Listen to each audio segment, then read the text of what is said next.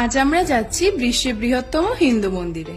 এই মন্দিরটির দূরত্ব আমাদের বাড়ি থেকে প্রায় 30 কিলোমিটার। জলঙ্গি নদী পার করে পৌঁছে গেলাম শ্রীধাম মায়াপুর। শ্রী মায়াপুর চন্দ্রোদয় মন্দিরে 1 নম্বর গেট দিয়ে প্রবেশ করলাম। পৌঁছে একটু ফ্রেশ হয়ে প্রথমে আমরা পুরনো মন্দির দর্শন করলাম। এই মন্দিরটি খুবই সুন্দর। এই মন্দিরটি দর্শন করতে বহু দূর দূরান্ত থেকে ভক্তগণরা এখানে আসে। তারপর দেখতে পেলাম রথটি বৈদিক তারামণ্ডল মন্দিরের সামনে রয়েছে। মন্দিরটির নির্মাণ কাজ শুরু হয়েছিল 2010 সালে। সম্ভবত 2024 সালে মন্দিরটি নির্মাণ কাজ সম্পন্ন হবে এবং এই মন্দিরটি দর্শনের জন্য তৈরি হয়ে যাবে। মন্দিরটির উচ্চতা 380 ফুট। 2.5 একর জমির উপর অবস্থিত মন্দিরটি। সময় হলে অবশ্যই এসে দর্শন করবেন। মন্দিরটি খুবই সুন্দর।